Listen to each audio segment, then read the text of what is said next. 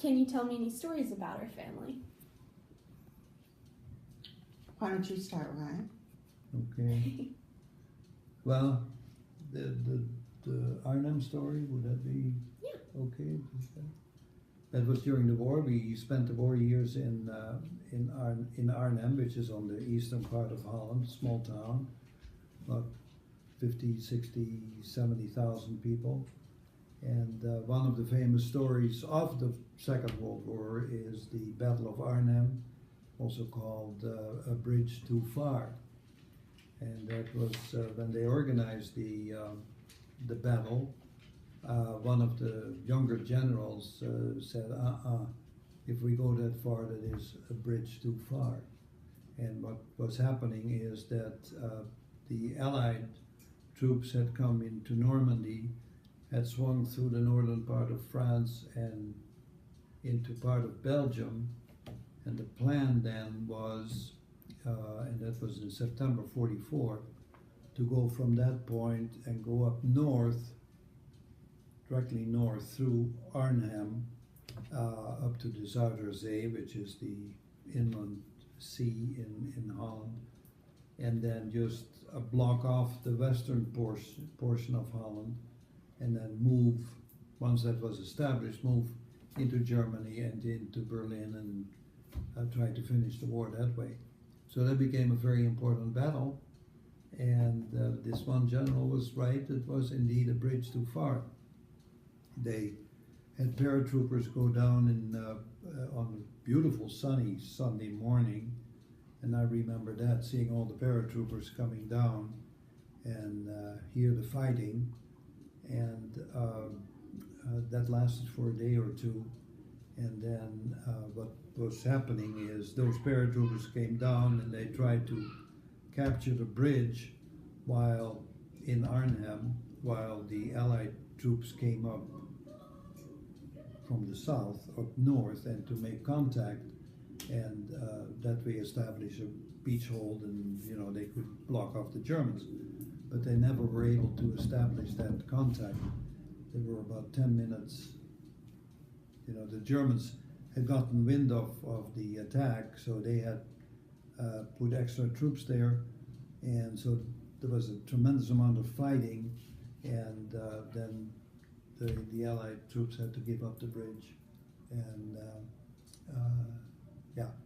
so the bridge that did not succeed, and the end result was that there were all kinds of prisoners of war that were marched past our house, and I remember that, into the camps.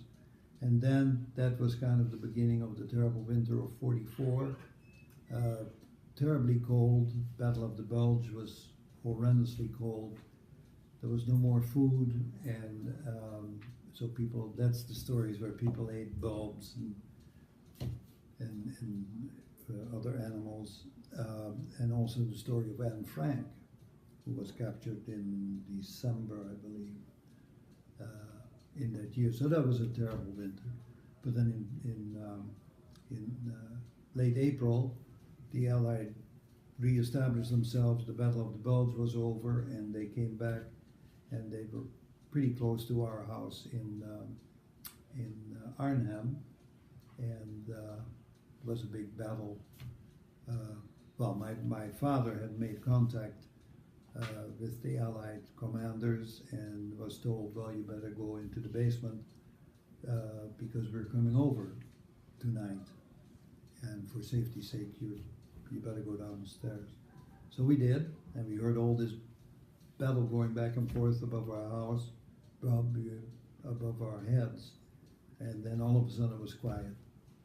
And so Opa, my father, had a big fishing pole with a white sheet on it, indicating neutrality. And so he stuck that thing out the basement window, and somebody in English said, "Oh my Lord, there are people in there." They didn't even realize we were there. And so that ended the war for us. And the next day or so, the troops came by in their cars and threw us chocolates, and that was the first time he had chocolate in a long, long time. So that was exciting. And so, No, I think it's kind of neat to tell them about how your father got a pig, and during the war, slaughtered a pig.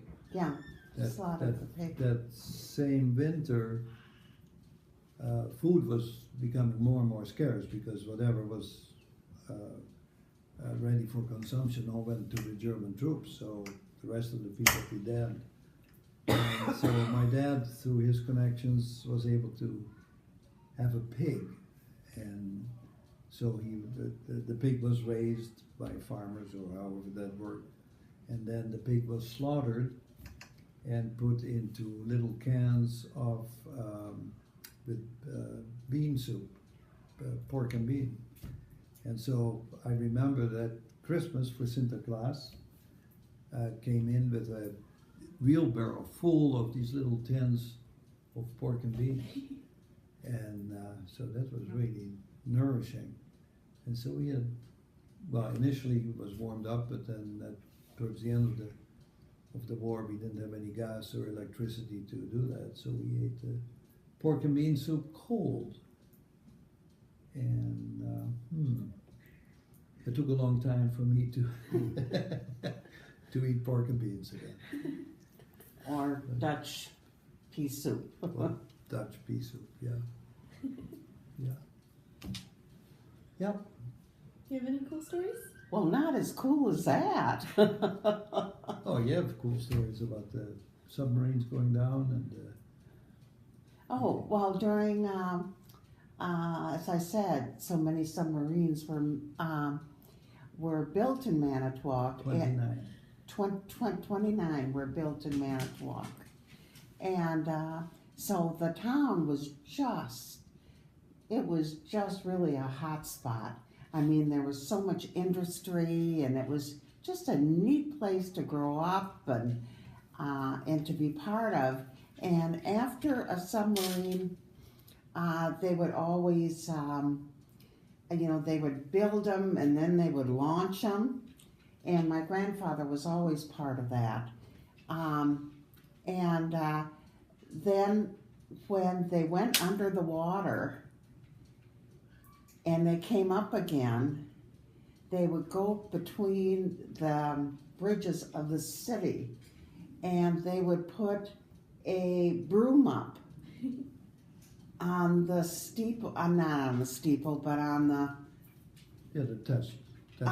yes, on the test run, just up and to say that they had made a clean sweep, and then everybody would, would applaud. But we always got out of school for that. That was a big deal. Yes. Yeah. Well, tell them about the horse and buggy when the horses delivered the milk. Oh. That's a neat story.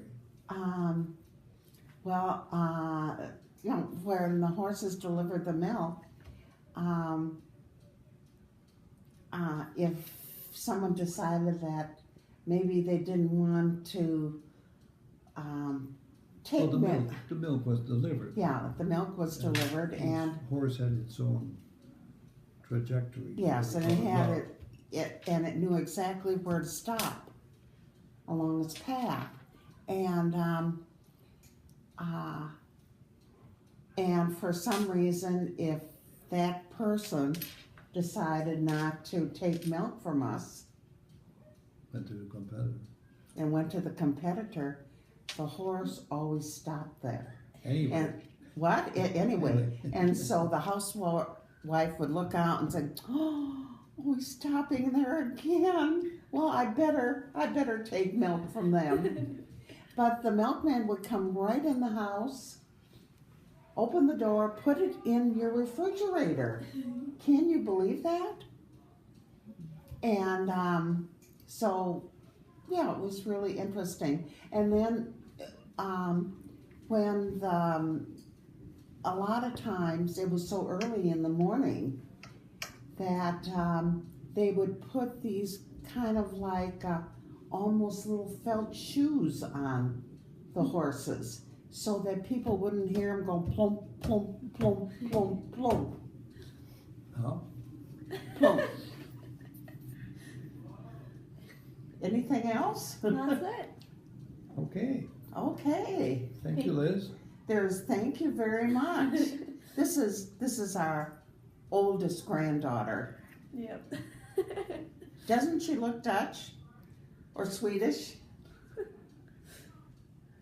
Or both. or both? Yes, yes. Thank you, guys. Well, thank you very much.